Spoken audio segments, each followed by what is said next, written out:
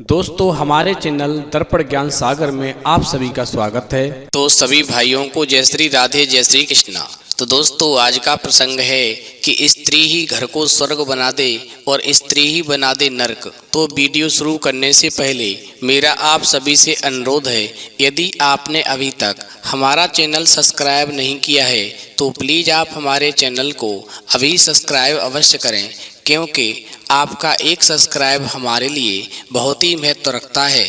दोस्तों आज की कहानी आपके जीवन के लिए बहुत ही महत्वपूर्ण होने वाली है। मुझे पूरा विश्वास है यदि ये कहानी आपने अंत तक सुनी तो निश्चित ही आपके जीवन में सुखों का अंबार लग जाएगा।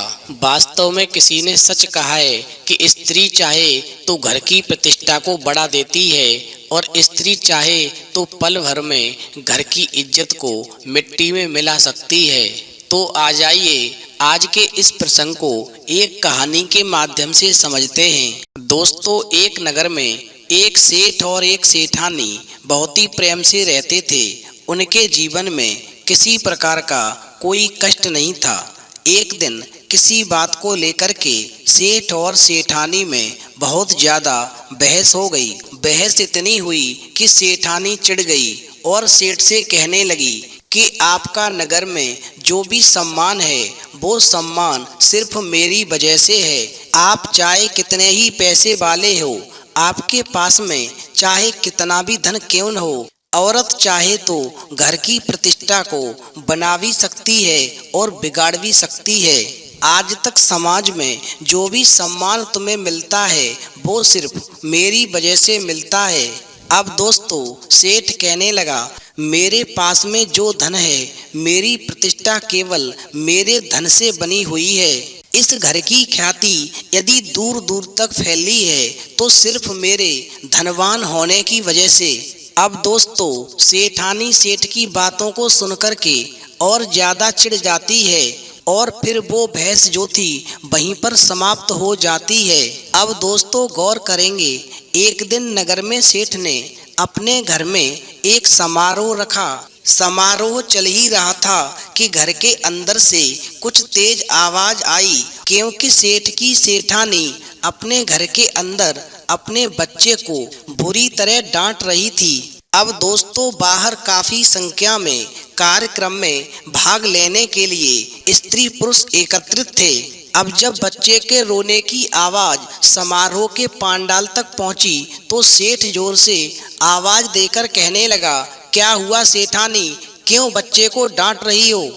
अब तो दोस्तों सेठानी ने अंदर से आवाज देकर कहा, देखो सेठ, आपका बेटा बहुत जिद कर रहा है और खिचड़ी मांग रहा है, और जबकि इसका पेट पूरी तरह भरा हुआ है।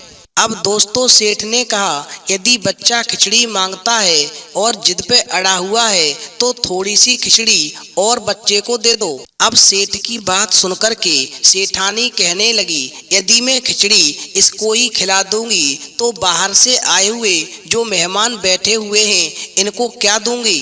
अब तो दोस्तों सेठ का बहुत बड़ा नाम था।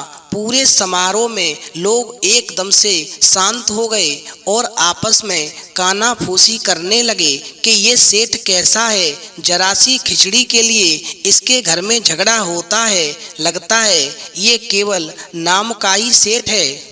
दोस्तों इस प्रकार जो सेठानी ने अपने सेठ से कही थी कि स्त्री चाहे तो घर को नरक बना देती है और चाहे तो घर को स्वर्ग बना देती है, स्त्री चाहे तो पल भर में घर की इज्जत मिट्टी में मिला दे और चाहे तो पल भर में आसमान पे पहुंचा दे। दोस्तों गौर करेंगे, बहस के समय पर जैसा सेठानी ने सेठ से कहा था वो सेठानी ने पूरी तरह से कर दिखाया और फिर तो समारोह में सेठ की पगड़ी उछल गई और सभी लोग चुपचाप उठ कर के उस समारोह में से चले गए। और फिर सेठ के घर में एकदम से चारों ओर अशांति फैल गई। अब दोस्तों सेठ उठ कर के जब अपनी सेठानी के पास आया और बोला कि मैं मान गया, तुमने आज मेरा मान सम्मान तो समाप्त कर दिया, लेकिन समारोह में आए मित्रगण कैसी कैसी बातें कर रहे थे वो सब तुमने नहीं सुना, वो सिर्फ मैंने सुना है। क्या अब तुम मेरा वही सम्मान वापस ला सकती हो? यदि ऐसा कर सकती हो तो मेरा वही सम्मान मुझे वापस लाकर दिखाओ। दोस्तों, सेठानी कहने लगी, इसमें कौन सी बड़ी बात है। आज जो आपके मित्रगण समारोह में थे, आप उन्हें फिर किसी बहाने से निमंत्रण दीजिए और फिर देखिए मैं आपकी इज्जत कैसे उनके बीच में बढ़ाती हूँ और आपके घर की समृद्धि को कैसे बढ़ाती हूँ। अब दोस्तों, अपनी सेठानी की बात मान करके सेठ ने एक दिन सबको फिर बुलाया और मौज मस्ती के बहाने सभी मित्रगण बैठे थे। दोस्तों, हंसी मजाक चल रहा था कि फिर वही सेठ के बेटे की रोने की आवाज आई तो सेठ ने फिर से आवाज देकर पूछा, सेठानी क्या हुआ, ये बच्चा क्यों रो रहा है? तो सेठानी ने कहा, सेठ ये बच्चा तुम्हारा फिर वही खिचड़ी खाने के लिए हट कर रहा है। अब तो दोस्तों, जैसे ही खिचड़ी की बात समारोह में बैठे स्त्री पुरुषों के कानों में पड़ी तो लोग जो थे एक दूसरे का मुंह देखने लगे और आपस में कहने लगे, यार एक मामूली सी खिचड़ी के लिए इस सेठ के घर में रोजाना झगड़ा होता है। आखिरकार इस खिचड़ी की वैल्यू ही क्या है? ये केवल नाम का सेठ है। ये अपने बच्चे को जब खिचड़ी नहीं खिला सकता तो फिर ये समारोह में अतिथियों का सम्मान कैसे करेगा? अब तो दोस्तों, अपने मित्रगणों की बात सुनकर के सेठ मुस्कुराते हुए बोला, अच्छा सेठानी, तुम एक काम करो, तुम ये खिचड़ी लेकर के इस समारोह में बाहर आ जाओ। मैं स्वयं अपने हाथों से अपने बेटे को ये खिचड़ी दूंगा और जब मैं उसे समझाऊंगा तो फिर वो मान जाएगा। मैं ये चाहता हूँ कि सारी खिचड़ी उठा करके बाहर लेकर के आओ। सभी मित्रगणों के साथ में ही मेरा बेटा भी इस खिचड़ी को बैठकर खाएगा। अब दोस्तों गौर करेंगे, सेठ की बात सुनकर के सेठानी बैठक में आ गई और पीछे उसके नौकर खाने का सामान सर पर रखकर आ गया। अब जैसे ही भगोना नीचे रखा और अतिथियों को भी जैसे ही खिचड़ी परोसना प्रारंभ किया और साथ में अपने बेटे को भी खिचड़ी परोसना प्रारंभ किया। अब तो सारे मित्र खिचड़ी को देख करके एकदम से हैरान रह गए। जो परोसा जा रहा था वो चावल की खिचड़ी तो बिल्कुल नहीं थी, उसमें तो खजूर, पिस्ता, काजू, बादाम, किशमिश, गरी इत्यादि से मिला हुआ एक स्वादिष्ट व्यंजन था। दोस्तों, अब समारोह में जितने भी स्त्री पुरुष आए हुए थे वो मन ही मन में सोचने लगे कि ये खिचड़ी कैसी है।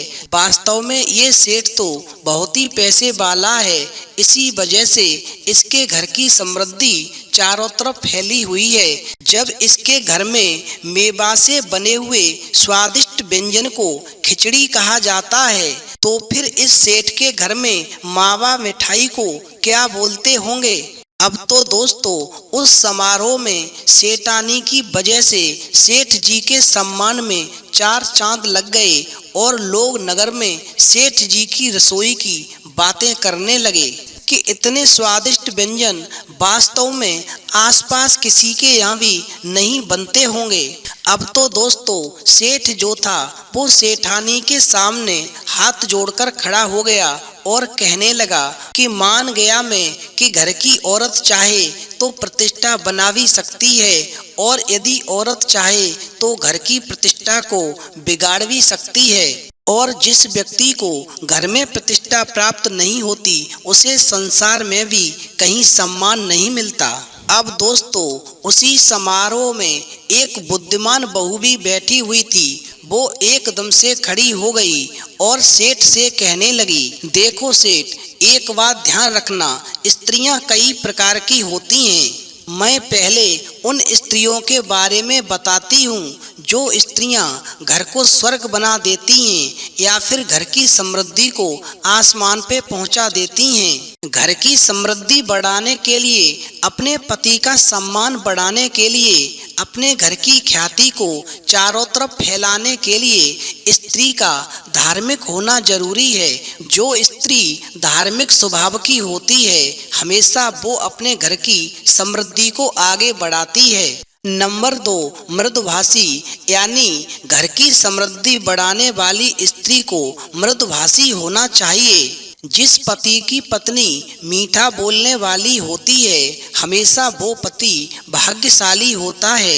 ऐसी महिलाएं कहीं भी रहें उसके संबंध सभी से अच्छे रहते हैं और उसी से घर में खुशी रहती है, उसकी सभी तारीफ करते हैं। अतः स्त्री की वाणी बहुत ही मधुर होनी चाहिए। कड़वे वचन तो बिल्कुल भी नहीं बोलने चाहिए, वही स्त्री घर को स्वर्ग बना सकती है। नंबर 3, जो स्त्री धन संचय करना जानती है वो अपने घर को स्वर्ग बना देती है, क्योंकि उस परिवार पर यदि अचानक विपत्ति आ जाती है तो उसके परिवार को कभी हानि नहीं होती और वो अपने परिवार को हमेशा सुरक्षित बचा लेती है। अब दोस्तों, उस बुद्धिमान बहू ने ऐसी स्त्रियों के 3 लक्षण बताए जो अपने घर को स्वर्ग बना देती हैं। तो सेठ कहने लगा, हे बुद्धिमान बहू, अब तुम मुझे ये भी बता दो कि किस प्रकार की स्त्रियां घर को नरक की ओर ले जाती हैं और घर की समृद्धि को पूरी तरह से खत्म कर देती हैं, जिनसे उनके पति का पूरी तरह से सम्मान चला जाता है, और फिर ऐसी स्त्रियों से किस प्रकार बचना चाहिए। दोस्तों, सेठ की बात सुनकर के वो बुद्धिमान बहू कहने लगी, नंबर 1, कलह प्रिय महिला। कलह प्रिय महिला के साथ रहने से अच्छा है कि उसका त्याग कर देना चाहिए, क्योंकि उसके साथ रहने से जीवन जहरीला हो जाता है। ऐसे पति या पत्नी जो हमेशा गुस्से में रहते हों, अपशब्द बोलते हों और इस वजह से परिवार का माहौल बिगड़ जाता है, ऐसे में इन स्त्रियों का त्याग कर देना ही उचित होता है, वरना घर का नरक बन जाना निश्चित तय होता है। नंबर 2, जो स्त्रियां वेश्यावृत्ति करती हैं उनको धन से मतलब होता है, किसी के दुख से नहीं होता। ऐसी महिलाओं के समक्ष दुखों का बखान करना मूर्खता होती है, इसलिए ऐसी महिलाओं से हमेशा बचकर रहना चाहिए, अन्यथा ऐसी स्त्रियां घर को स्वर्ग के स्थान पर नरक बना देती हैं। अब दोस्तों, वो बुद्धिमान बहू उस सेठ से कहने लगी, हे सेठ, अब मैं तुम्हें कुछ ऐसी बातें बताती हूँ जो अपनी पत्नी को कभी भी नहीं बताना चाहिए। जो भी पति अपनी पत्नी को ये बातें बताते हैं उनका जीवन पूरी तरह दुखदायी हो जाता है। नंबर 1, किसी भी प्रकार के दान को अपनी पत्नी से भी गुप्त रखना चाहिए, क्योंकि कई बार आपकी पत्नी दान पर किए गए खर्च की दुहाई देकर के आपको भला बुरा कह सकती है।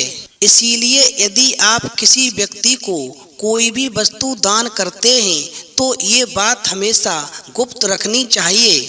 नंबर 2, हमेशा अपने अपमान को अपनी पत्नी से छुपाकर रखना चाहिए।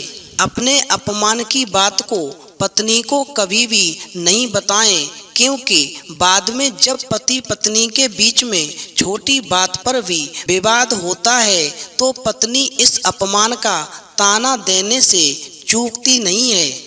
नंबर 3, बुद्धिमान बहू कहती है, देखो सेठ, कभी भी पति को अपनी कमजोरी अपनी पत्नी को नहीं बताना चाहिए। यदि आपकी पत्नी आपकी कमजोरी जान जाएगी तो वो अपनी बात मनवाने के लिए आपकी कमजोरी पर ही हमेशा प्रहार करेगी और फिर आपको अपनी पत्नी के सामने हमेशा मजबूर होकर के झुकना पड़ेगा।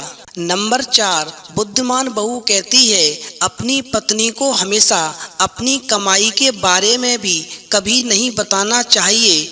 यदि अगर उसे आपकी कमाई का पता चल जाता है तो वो उस पर भी अधिकार जताते हुए आपके तमाम खर्चों को रोकने का प्रयास करेगी, क्योंकि हमेशा ध्यान रखना, अंत में मैं एक बहुत ही महत्वपूर्ण बात बताती हूँ। स्त्री की भूख पुरुषों की भूख से दुगनी होती है और शर्म यानी लज्जा पुरुषों की अपेक्षा स्त्रियों में 4 गुना ज्यादा होती है और साहस हमेशा पुरुषों की अपेक्षा स्त्रियों में 6 गुना ज्यादा होता है। इसीलिए स्त्रियों को शक्ति स्वरूप भी माना गया है। वहीं स्त्रियों में काम की इच्छा पुरुषों से हमेशा 8 गुना ज्यादा होती है। इसलिए यदि आप हमेशा ये चाहते हैं कि समाज में आपका सम्मान बना रहे और दुनिया में आपकी ख्याति फैली रहे, आपके घर की समृद्धि हमेशा आगे बढ़ती रहे, तो जितनी भी बातें मैंने आपको बताई हैं हमेशा उन पर गौर करते रहना चाहिए। तो दोस्तों, इस कहानी से ये सीख मिलती है कि शादी करने से पहले ये देख लेना चाहिए कि स्त्री हमेशा धार्मिक स्वभाव की हो, मृदुभाषिणी हो और हमेशा धन संचय करने वाली हो।